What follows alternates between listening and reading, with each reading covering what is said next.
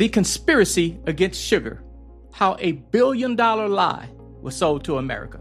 Imagine a scientist discovers the true cause of a disease that's killing millions. He has the data, he has the proof, he tries to warn the world, but instead of a Nobel Prize, he's met with ridicule. His reputation is shattered, his career destroyed, and his warning is buried for 40 years. This isn't a movie plot. This is the true story of Dr. John Yudkin and his battle against the most powerful nutritionist in the world, Dr. Ancel Keys. Yudkin knew sugar was a deadly threat, but Keys had a different theory, and he was willing to crush anyone who got in his way. This is how a scientific debate turned into a personal war, and how that war shaped what was on your plate for generations. In the decades after World War II, a new enemy was claiming lives across the developed world: heart disease. It had become the leading cause of death, and scientists were desperate to find out why. The search for an answer set the stage for our two main characters. First, there was Dr. Ancel Keys. He was already a scientific celebrity, famous for creating the K-ration that fed American soldiers during the war. Confident, charismatic, and ambitious, Keys became convinced that the culprit was dietary fat,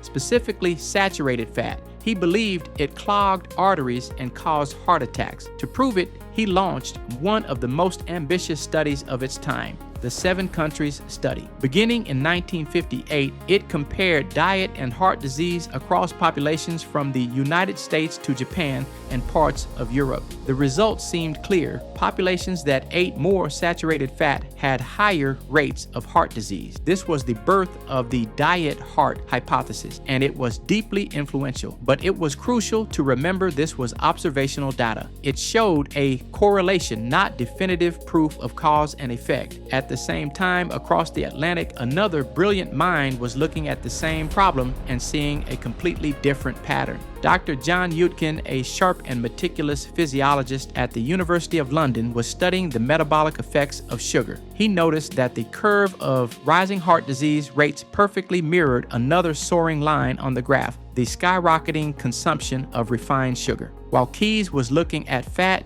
Yudkin was looking at sugar. Yudkin didn't just look at population data. He conducted his own metabolic studies showing how sugar consumption led to elevated triglycerides and insulin resistance, factors we now know are critical drivers of heart disease. In 1972, he compiled all his evidence into a book with a title that left no room for doubt: Pure, White, and Deadly. His conclusion was a direct challenge to the growing empire of Ancel Keys. Sugar, not fat, was the real public health enemy. The disagreement between Keys and Yudkin was never going to be a polite academic debate. For Keys, Yudkin's sugar hypothesis wasn't just an alternative theory, it was a threat to his life's work. And Keys was not a man who tolerated dissent. The clash became deeply personal. Keys didn't just critique Yudkin's science, he launched a public campaign to destroy his credibility. He dismissed Yudkin's work as a mountain of nonsense and accused him of using shoddy methods. He didn't just say Yudkin was wrong, he argued Yudkin wasn't even a legitimate scientist worth listening to. This was the turning point, the moment a scientific debate became a personal war. And in this war, Keys held all the weapons. He was persuasive, well-connected, and a master of the media. He advised policymakers, sat on powerful committees, and even appeared on the cover of Time magazine. Yudkin, by contrast, was more reserved. He lacked Keys' media savvy and political connections. The result was a devastating imbalance. Keys used his influence to freeze Yudkin out. Speaking invitations for Yudkin dried up. His papers faced tougher scrutiny from journals. Research funding became nearly impossible to secure. The entire scientific community saw what happened to someone who challenged Ancel Keys, and they closed ranks. Yudkin wasn't just being debated, he was being systematically erased. But it wasn't just personality and power. We now know there was another, more sinister force at play. Decades later, historical documents revealed that the sugar industry had been funding its own research as early as the 1960s. Research specifically designed to shift the blame away from sugar and onto dietary fat. They paid scientists to publish papers that downplayed sugar's role and emphasized fat as the culprit. So, while Yudkin was fighting a scientific and personal battle against Keys, he was also, unknowingly, fighting the deep pockets of a massive industry that had a vested interest in his silence. Now, what they don't tell you about Keys' famous 7-country hypothesis is that initially there were 22 countries included in his study. However, he only published 7. Well, why is that? Because these were the 7 that supported his fat hypothesis. Well, what about the other 15? Well, they contradicted his theory, so he conveniently left those out. But when you look at his 7 on a chart, they go almost in a straight line, straight all the way up to the United States, with a few countries right outside of the line. But when you add those other 15 in, it's scattered all over the place, and it completely blows his theory out of the water. And it took some scientists that were just as keen-eyed as him to catch it and expose it.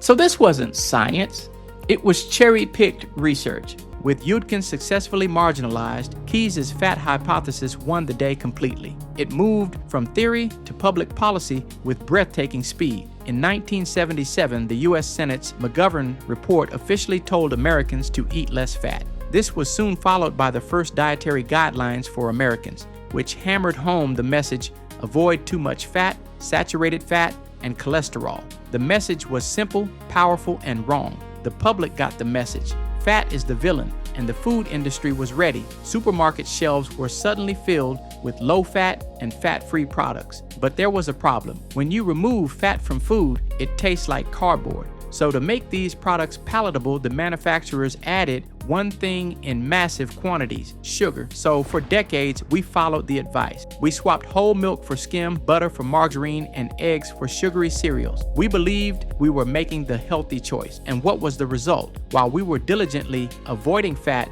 obesity rates exploded. Type 2 diabetes transformed from a relative rarity into a global epidemic. We had been part of a massive, uncontrolled 40-year experiment, and the results were a catastrophic failure. We had fought the wrong enemy, and our health paid the price. The real twist in this story came decades later, as modern science began to catch up with Yudkin's foresight. New tools and more rigorous studies started to rewrite the story. First, massive meta-analyses revealed that the link between saturated fat and heart disease was far more complex than Keys had claimed. Replacing saturated fat with refined carbohydrates like sugar did little to reduce heart disease risk and could even make things worse. At the same time, study after study confirmed Yudkin's central warning. Sugar, particularly in liquid form like sodas, was a primary driver of insulin resistance, obesity, and cardiovascular disease. The very mechanisms Yudkin had described in the 1960s were now being confirmed with crystal clarity. Global health agencies finally caught on. The World Health Organization and the American Heart Association now explicitly advise limiting added sugars to less than 10% of daily calories. The villain had been redefined. Perhaps the most powerful moment of vindication came from researchers like Dr. Robert Lustig at UCSF, who held up a copy of Yudkin's long out-of-print book and declared to the world he was right. Everything this man said 40 years ago was the truth, but it was a bittersweet victory. John Yudkin died in 1995, his reputation in tatters, largely forgotten. He never saw the day when the world finally admitted he had been right all along. So who was ultimately right? The truth is sometimes messy, but the science is very clear. Sugar has no nutritional value and has, without question, devastated the health of countless millions of people over the last 50 years. The story of Keys and Yudkin is a warning. It reminds us to question the simple single villain stories about nutrition. It forces us to ask, who benefits from this message? And it makes us wonder, what is the accepted truth we believe today that our grandchildren will look back on with the same sense of disbelief and horror? The next time you see a bold nutritional headline, remember John Yudkin. Remember that the most important voice is sometimes the one that was silenced. So if you got value out of this video, don't forget to like and subscribe to the channel. I'll be posting more videos like this. Thank you for watching. We will see you in the next video.